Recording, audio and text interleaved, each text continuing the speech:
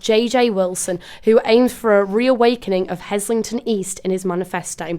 Danny Box will be interviewing, so over to you. Hi JJ, so you're going for the role of president, and to start off I'd just like to ask you what leadership experience can you bring to the role? Well, I didn't include in my manifesto, but for the whole of sixth form and high school I was form captain.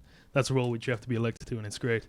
As well as I'm currently the arts and culture rep for YUSU, which means I'm in charge of several societies and I make sure everything's running smoothly and that they're having a good time. I'm also the maths social sec, and we have a maths social tonight, so I organise that, so pretty big leadership. That's great. So now I'm going to talk about your policies. So one of your main 5 policies is your voice. What is it and how can it be enforced? Basically, people on the university campus, they have a voice, but no one's listening. So it's time we start listening. It's time to hear what people are saying. So what I propose is an open platform where sabbatical officers will dedicate at least 1 hour a week for people to come into their office and speak to them and just get to know who's representing them or raise a policy point that they have. Also giving them a chance to express their views about YUSU and what they actually want to change about the university. Okay, so you talked in your manifesto about issues that otherwise might be ignored and growing issues that need to be addressed in the Your Voice policy. What kind of issues are these? It's diversity, which is covered in my Diversity Now point, but that's a major point. There's a lack of diversity across the campus.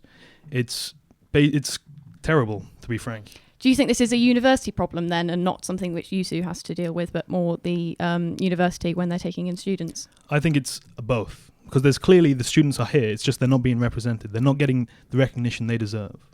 Okay, so how are you going to tackle those issues? By giving them more time, more publicity to voice their opinions, and checking that college councils are ethnically diverse, so that they're representing their college effectively and appropriately. Okay, so another one of your main 5 policies is your dynamic, which you state in your manifesto is focused on getting students involved with YUSU. Isn't that quite similar to your voice? So your voice is focused on getting people's voices heard, whereas your dynamic is getting people's actions done. As you can see in the Your Dynamic policy, there's the 3-step dynamic, which is a new policy process, getting someone's idea from them to review to execution. So normally when you have an idea, it takes months, maybe even terms, before it's actually done or anything can be heard about it. Whereas with this new 3-step policy, it'll be a matter of weeks when your idea is done, your idea is said, then executed.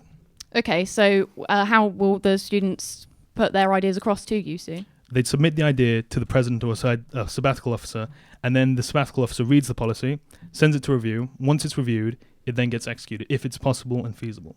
So would they use the Your Voice timings to go in and submit an idea? Yeah, they can use it there, but they can submit their ideas like via email or via pen and paper. It's just the Your Voice part will give them a chance to express their ideas in a one-to-one environment. Okay, so you've talked about Heslington East being reawakened in your manifesto. So how were you going to achieve that? Well, for 1 week of the year, Heslington East is a popping place. There's during Freshers Week, everyone's like, oh, cool, it's Heslington East, it's so cool. But then for the other 51 weeks of the year, it's a ghost town. I've been there myself. In first year, I went there and I was like, whoa, what's going on? Nothing. So what I propose is more events every week. Not just, when I say events, most people would think drinking events. I don't plan that. I plan events that are catered to every single person. So events ranging from reading week or reading groups to coffee and tea things to just free cake, to drinking events, to things that involve everyone. So everyone gets a chance to get involved in Hes East, and Hes East becomes the campus it deserves to be. So do you not think that maybe the reason that Hes East is so quiet is because there aren't that many subjects that are studied over there, and that's really just a living space rather than a place for studying as well as? If there's people living there, there's people who want to get involved. That's the thing. People aren't just going to sit in their accommodation and go, oh, cool, I'm in my accommodation, that's grand. They're going to go, oh, I want to do something, but I have to go to Hes West to actually get involved. So by moving events to Hes East and having more events in Hes East, they'll be like, wow, I'm actually getting involved with my university, and they'll be more likely to get involved with YUSU and get the full involvement of their university career. Okay, so do you think societies could then do more to have events in Hes East and put more things on in Hes East then? I agree, yeah, I think they can. It's, as you said, there are only certain subjects that have a focus in Hes East.